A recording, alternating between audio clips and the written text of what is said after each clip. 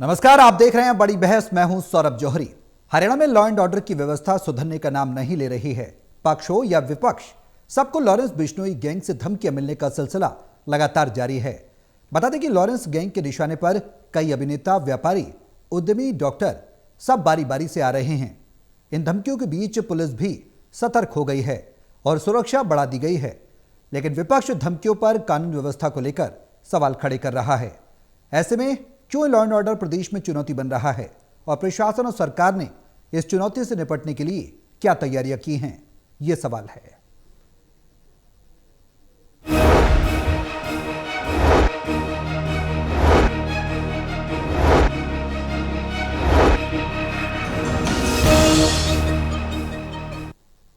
करेंगे आज इसी मुद्दे पर चर्चा। तमाम पैनलिस्ट हमारे साथ मौजूद हैं, उनका तारुफ मैं आपसे करा दूं। हिसार से टोटल टीवी के associate editor doctor Mahesh Kumar हमारे साथ इस चर्चा में जुड़े हुए हैं।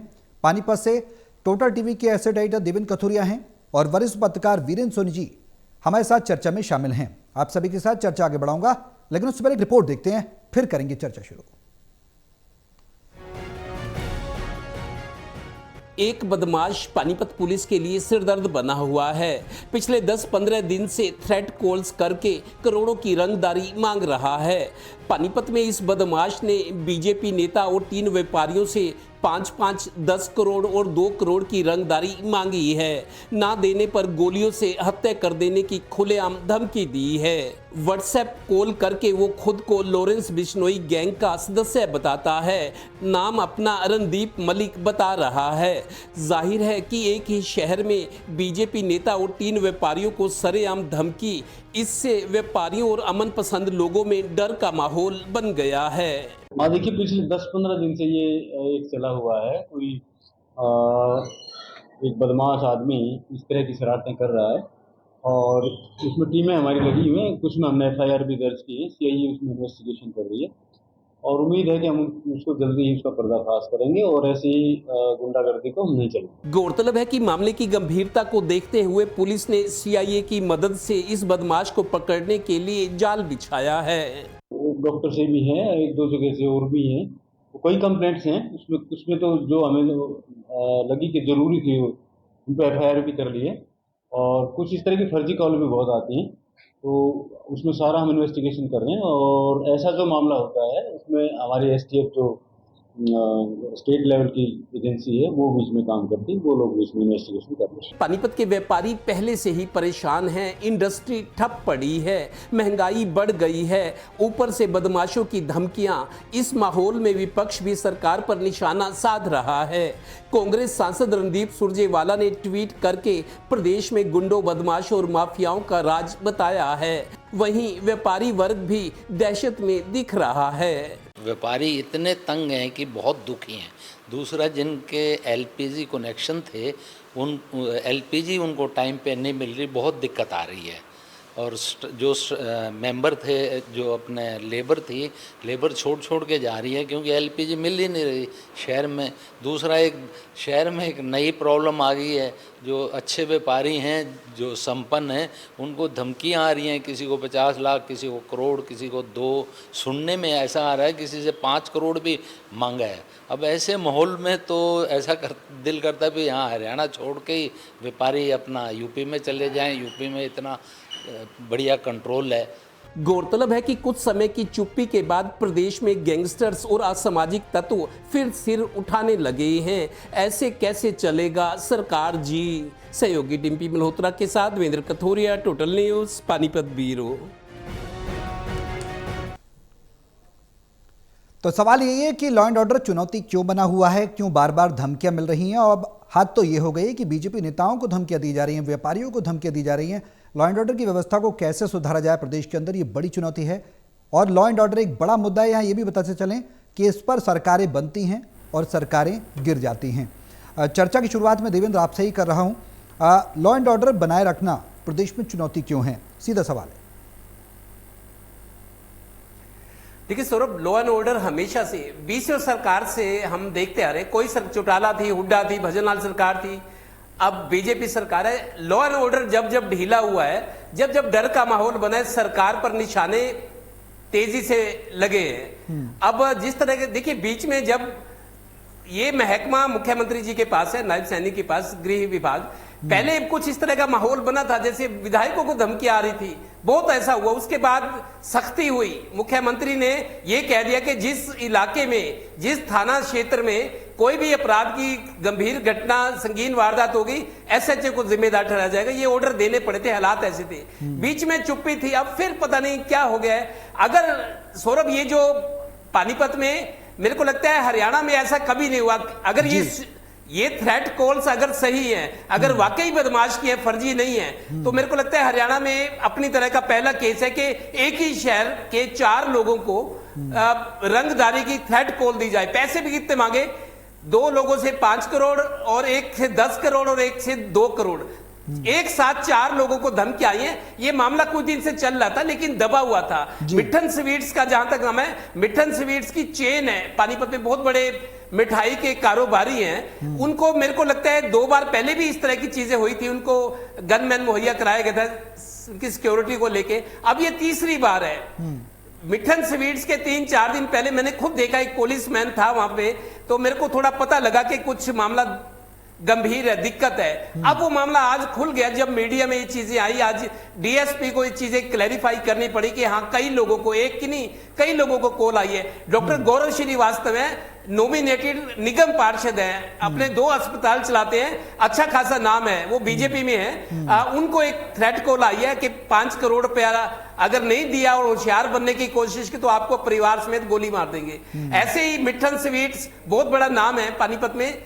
2 भाई हैं, योगेश और रजनीश, उन दोनों को कॉल आई है कि 5 करोड़ रुपया नहीं दिया, होशियारी दिखाई तो जान से जाओगे। ऐसे ही एक कोई इस राना में है, एक व्यक्ति है व्यापारी, उससे 10 करोड़ मांगे और एक और इस राना से 2 करोड़, कुल मिलाकर 4 लोगों से 22 करोड़ की रंगदारी वसूलने की थ्रेट कॉल्स आई है। अब पुलिस को भी जवाब देना मुश्किल हो गया, क्योंकि लोगों में चर्चा है अलग अलग तरह की। पुलिस मीडिया के जरिए लोगों को बताएगी कि वास्तविकता क्या है। डीएसपी ने यह कहा है कि पहले भी इस तरह की कॉल्स हो सकते हैं, फर्जी हो, कोई शरारती तत्व हो। अगर ये कॉल सही है, सच कॉल है और बदमाश ने की है, लॉरेंस गैंग से आई है, तो फिर मामला बहुत गंभीर है। और व्यापारी ये कह रहे हैं कि हम पहले से परेशान हैं, फैक्ट्रियां बंद पड़ी हैं, गैस है नहीं, कच्चा माल 50% तक महंगा हो गया है, मजदूर पलायन कर रहे हैं, व्यापारी पहले परेशान है। ऐसी स्थिति में व्यापारियों के लिए अगर कोई दहशत होती है व्यापारियों से कि थ्रेट कॉल देकर पैसा वसूला जाता है, तो मैं समझता हूं बड़ी मुश्किल हो जाएगी। ठीक है सौरभ, बिल्कुल, बहुत बड़ी बात है। और ऐसे में सरकार, प्रशासन क्या कर रहे हैं, कहाँ हैं, ये भी एक सवाल है। महेश, धमकियों के मामले कम क्यों नहीं हो रहे? एक के बाद एक थ्रेट्स आ रही हैं, सबसे बड़ी वजह क्या मानते हैं? क्या कोई शय है इसके पीछे या फिर कुछ और? देखिए, मैं सबसे बड़ी वजह ये मानता हूं कि बतौर मुख्यमंत्री, बतौर गृह मंत्री, कानून और व्यवस्था को संभालने में मुझे लग रहा है कि नाकामी यहाँ पर नायब सिंह सैनी की नजर आ रही है। और जो डीजीपी वो चुन रहे हैं, मुझे लगता है कि वो भी उस कदर सक्षम नजर नहीं आ रहे। जो कानून और व्यवस्था की सही तौर पर जो कमान है संभाली जानी चाहिए, वो संभव नहीं हो पाया। देखिए, अगर अपराधी चुप हो जाते हैं तो ये लगता है कि जैसे कानून और व्यवस्था जो है कंट्रोल में है, लेकिन जैसे ही अपराधी एक बार फिर से एक्शन मोड में नजर आते हैं तो लगता है कि सरकार एक तरीके से पंगु हो चुकी है। पुलिस और व्यवस्था जो है नाम की चीज कहीं नजर नहीं आती, और पुलिस की जो पूरी कार्य प्रणाली है वो सवालों के घेरे में खड़ी हो जाती है। यानी ये सब कुछ निर्भर कर रहा है कि अपराधी अगर साइलेंट मोड में है तो आप सक्षम नजर आएंगे, लेकिन अपराधी एक्शन मोड में नजर आते हैं तो पुलिस नाकाम नजर आती है। और इस तरह की व्यवस्था को 1, 2, 3 दिन की बात नहीं है, लगातार हम देख रहे हैं कि कानून और व्यवस्था के सवाल के साथ सरकार घिरती नजर आती है। वो और बात है कि कुछ और तरफ डाइवर्जन हो जाता है, कभी युद्ध की तरफ, कभी लॉकडाउन पर सवाल खड़े होने लगते हैं, कभी अफवाहों के साथ पैनिक बाइंग पेट्रोलियम प्रोडक्ट्स की होने लगती है। बहुत सारी अलग अलग जो परिस्थितियां हैं वो पैदा हो जाती हैं, लोगों का ध्यान दूसरी तरफ चला जाता है। लेकिन कानून और व्यवस्था को लेकर जो सवाल पहले खड़ा था वो सवाल आज भी खड़ा है। मैं पूरी गंभीरता के साथ ये बात कहना चाहता हूं कि 10 दिनों का वक्त, और यहाँ पानीपत पुलिस डिस्कशन ये कर रही है कि हम पकड़ लेंगे। 10 दिनों में आपकी साइबर टीम उस शख्स तक नहीं पहुंच पाई जो कि एक के बाद एक थ्रेट कॉल्स कर रहा है। देखिए, वो लॉरेंस बिश्नोई गैंग का सदस्य है कि नहीं है, ये बात ज्यादा महत्वपूर्ण नहीं है। महत्वपूर्ण क्या है कि वो बदमाश कौन है जिसने 10 दिनों से पूरी पूरे पानीपत की जो औद्योगिक व्यवस्था है वो एक तरीके से ठप करने की कोशिश की है, भय का माहौल पैदा करने की कोशिश की है। व्यापारी अगर डर जाएगा तो यकीनन फिर और नया इन्वेस्टमेंट हरियाणा में नहीं आएगा और व्यापारी मूव ऑन करने की कोशिश करेंगे। हम एक बयान में सुन रहे थे, एक बाइट सातोर से ये कहा जा रहा था कि फिर उत्तर प्रदेश की तरफ से शिफ्ट करेंगे। देखिए उत्तर प्रदेश वो उत्तर प्रदेश है जहां जो है योगी आदित्यनाथ के मुख्यमंत्री का पद संभालने से पहले रात में पुलिस का काफिला जो है उत्तर प्रदेश में जो हरियाणा से और दूसरे राज्यों से गुजरने वाले लोग थे, पुलिस आगे और पीछे चला करती और बीच में जो सफर करने वाले लोग हैं उन्हें जो है उत्तर प्रदेश की जो टेरिटरी है वो पास करवानी पड़ती थी।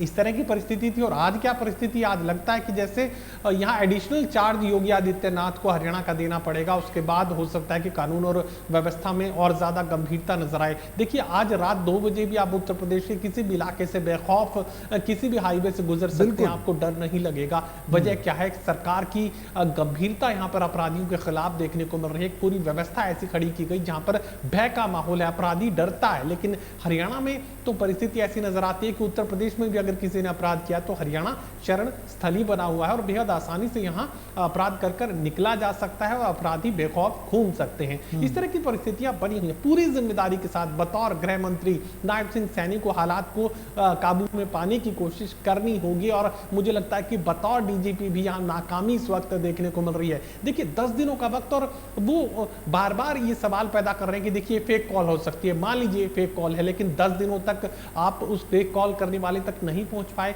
कौन है जो प्रॉक्सी नंबर्स का इस्तेमाल कर रहा है और अपराधियों की तरीके से यहाँ रंगदारी मांग रहा है। कुल जो राशि जोड़ी जा रही है 22 करोड़ 25 करोड़, और अगर ये 25 करोड़ उसके हाथों तक पहुंच गए तो क्या गारंटी है कि फिर वो गुरुग्राम में नहीं मांगेगा, फिर क्या गारंटी है कि वो हिसार और भिवानी में नहीं मांगेगा। यानी कई 100 करोड़ का बंदोबस्त अपराधी आसानी से कर लेंगे। ये पुलिस के लिए एक महत्वपूर्ण सवाल यहाँ पर खड़ा है और पुलिस अपनी सवालों में अपने ही बयानों में घिरती नजर आ रही है कि 10 दिनों से इस तरह की परिस्थितियां बनी हुई हैं। देखिए वो लॉरेंस बिश्नोई गैंग का सदस्य है कि नहीं है ये बाद में तय हो जाएगा। पहले उसे गिरफ्तार करिए जो इस तरह की कॉज कर रहा है और 10 दिनों का वक्त काफी होता है। वीरेंद्र जी, कानून का डर अपराधियों में क्यों नहीं है? मौजूदा स्थिति को देखकर क्या लगता है?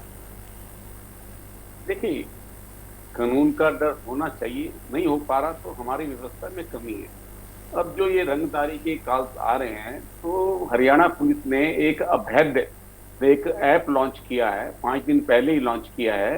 तो देखिए यहाँ तो डीजीपी को भी धमकी आ गई थी, तो उसके बाद ये जो ऐप लॉन्च किया है इसका एक्सेस जो है एसपी के पास है और उससे के माध्यम से मतलब आप जब ये उद्योगपतियों को कहा गया है भाई जिन्हें धमकी भरे फोन आते हैं विदेशी नंबरों से आते हैं, वो अपना ये ऐप जो है एसपी से डाउनलोड करवा सकते हैं, क्योंकि अभी प्ले स्टोर पे नहीं है, गूगल के प्ले स्टोर पर नहीं है, उसका एक्सेस सिर्फ एसपी के पास ही है।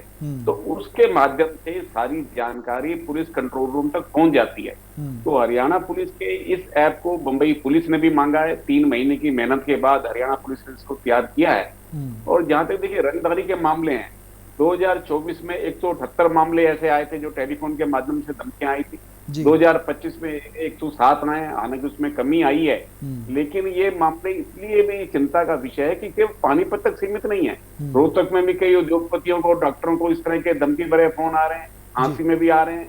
तो इस तरह ये जो स्थिति बनती जा रही है, अब ये उस गैंग के नाम पर मांगे जा रहे हैं। पहले पानीपत में जेजेपी के नेता हैं देवेंद्र कादियान, उनको भी भाऊ गिरोह के नाम से एक तरह की धमकी दी थी। बाद में भाऊ गिरोह ने स्पष्ट किया कि उनका इससे कोई लेना देना नहीं है, वो राजनीतिक लोगों को धमकियां नहीं देते हैं, तो स्पष्टीकरण दिया था।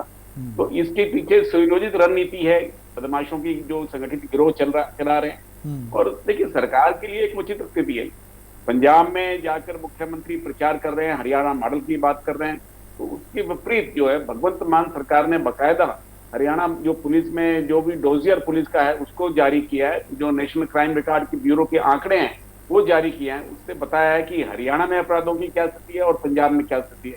तो उससे ये साबित करने की कोशिश की कि हरियाणा में अपराध बढ़े हैं जबकि पंजाब में स्थिति नियंत्रण में है। तो इसलिए एक राजनीतिक ये स्थिति भी पैदा हो जाएगी, क्योंकि भगवंत सरकार इसको एक बुराने का प्रयास करेगी कि हरियाणा में अपराध बढ़ रहे हैं। तो सरकार अपने स्तर पर इस मामले को नियंत्रित करने के लिए बड़ी कारगर उपाय कर रही है।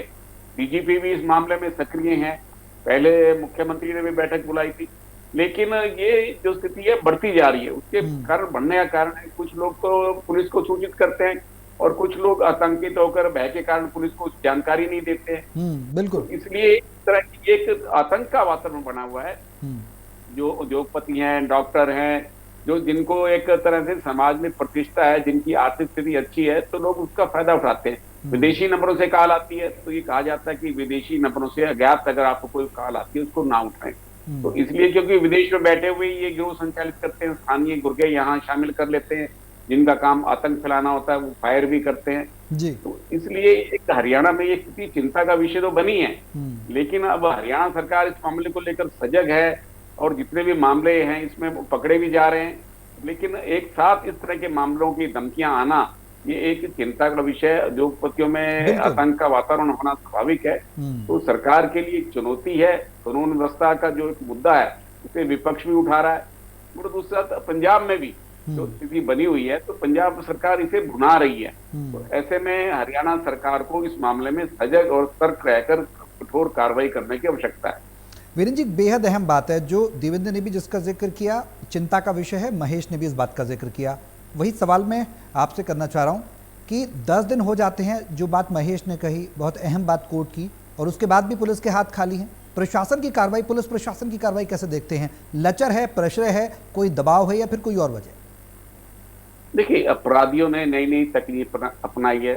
सरकार भी साइबर क्राइम भी बढ़े हैं, पुलिस भी अपने आप को तकनीक के मामले में काफी उन्नत कर रही है। और ये व्हाट्सएप कॉल आती है, विदेशी नंबरों से आती है, पकड़ना इतना सरल नहीं होता क्योंकि अपराधी इस चीज को जानते हैं। तो इसलिए अब जो है अभेद्य के माध्यम से जो पुलिस है इस मामले को पकड़ने का प्रयास कर रही है। और देखिए, देर से पकड़े तो जाएंगे, इसमें कोई संदेह नहीं है, लेकिन पुलिस को इसके लिए काफी मशक्कत करनी पड़ रही है।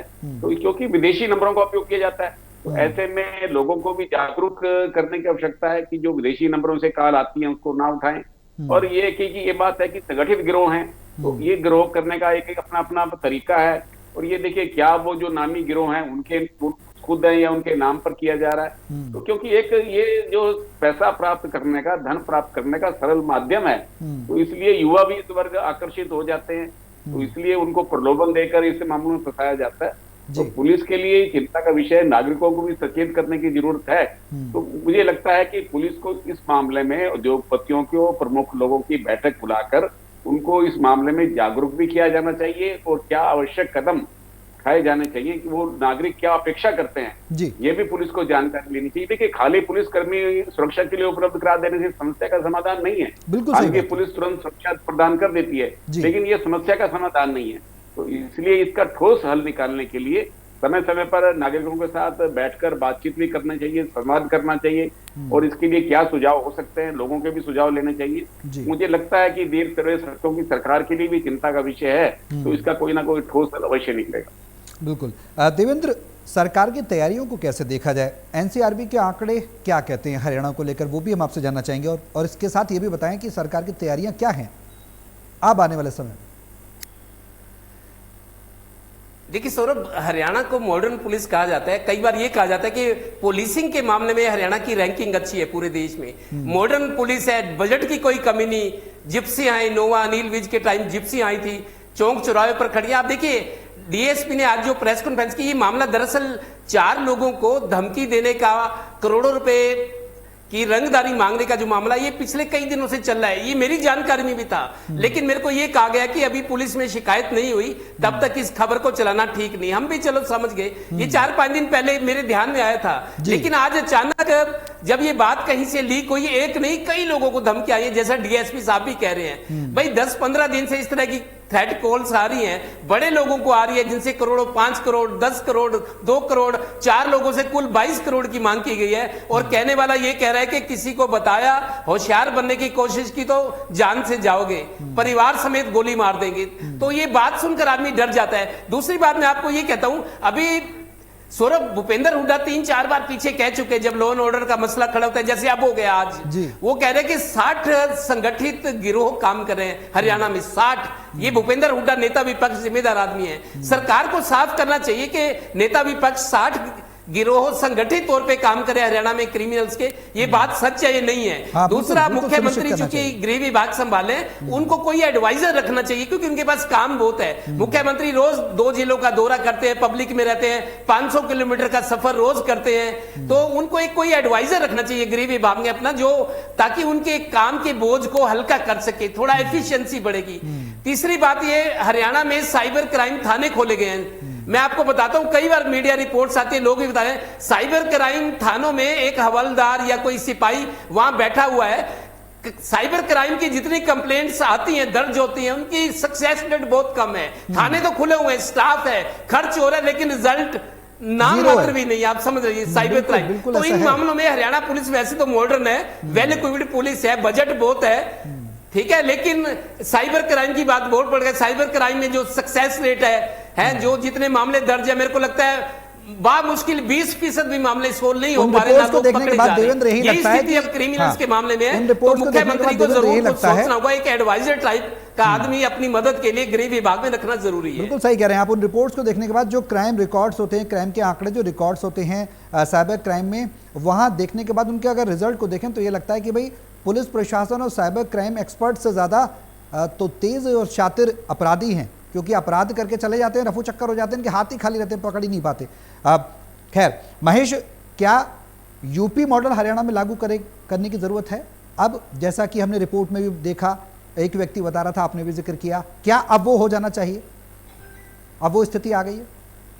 देखिए सौरभ, मुझे लगता है कि कानून और व्यवस्था को लेकर एक मुलाकात नायब सिंह सैनी को करनी चाहिए उत्तर प्रदेश के मुख्यमंत्री योगी आदित्यनाथ से, और उनसे ये पूरा प्रोसेस समझना चाहिए कि कैसे एक जंगल राज वाले प्रदेश को उन्होंने कानून व्यवस्था की एक बेहतरीन परिस्थिति वाले प्रदेश में तब्दील किया। क्या था, कैसे किया, और हरियाणा को कैसे किया जा सकता है, ये तमाम चीज़ें मुझे लगता है कि नायब सिंह सैनी को एक खास मुलाकात यहाँ ज़रूर रखनी चाहिए योगी आदित्यनाथ से। उसके बाद हो सकता है कि परिस्थितियों को समझने में शायद नायब सिंह सैनी बतौर गृह मंत्री, बतौर मुख्यमंत्री और ज़्यादा बेहतर साबित हो। मुझे लगता है कि बहुत सारी कमियां इस वक्त बनी हुई। देखिए, पुलिस को बजट दे देने से पुलिस हाईटेक हो गई और उसके बाद अच्छी कामकाज की उम्मीद आप करेंगे, ये होना चाहिए, लेकिन ये हो नहीं रहा। दरअसल बहुत कुछ ऑटोमेशन के नाम पर पुलिस को दिया गया है, रैपिड रिस्पॉन्स सिस्टम दिया गया है, 112 के साथ बहुत सारी मैकेनिज्म को जोड़ा गया है, एक कंट्रोल कमांड सेंटर बनाया गया, सब कुछ बेहतर किया गया, लेकिन जो किया जाना चाहिए था वो नहीं किया जा सका। जो किया जाना चाहिए था वो था अपराधियों के मन में खौफ पुलिस का हो, लेकिन ये नहीं हो पाया, और इसको लेकर मुझे लगता है कि बहुत जिम्मेदारी के साथ नायब सिंह सैनी को अब परिस्थितियों को बदलने की कोशिश करनी होगी। बिल्कुल, अब देखना होगा कि सरकार इतनी बड़ी बड़ी थ्रेट्स के बाद आगे क्या कुछ कदम उठाती है और हरियाणा में लॉ एंड ऑर्डर की व्यवस्था कैसे सुधार पाती है और इन चुनौतियों से कैसे निपट पाएगी, क्योंकि गृह विभाग हरियाणा के मुख्यमंत्री नायब सिंह सैनी के पास है। उम्मीद करेंगे कि वो कोई ठोस कदम उठाएं, और जो बात देवेंद्र ने भी जिक्र किया चर्चा में कि विपक्ष जो सवाल खड़े कर रहा है उसकी जवाबदेही तो सुनिश्चित करनी होगी। जैसे 60 ऑर्गेनाइज ग्रुप्स की बात विपक्ष ने, भूपेंद्र हुड्डा ने कही है, उस पर भी जवाबदेही सुनिश्चित करने के साथ ही लॉ एंड ऑर्डर को भी व्यवस्थित बनाना होगा। देखना होगा सरकार का अगला कदम क्या होता है। उम्मीद करेंगे पॉजिटिव परिप्रेक्ष्य के साथ सरकार बड़ा कदम उठाए। बहुत शुक्रिया आप सभी का हमारे साथ इस चर्चा में शामिल होने के लिए।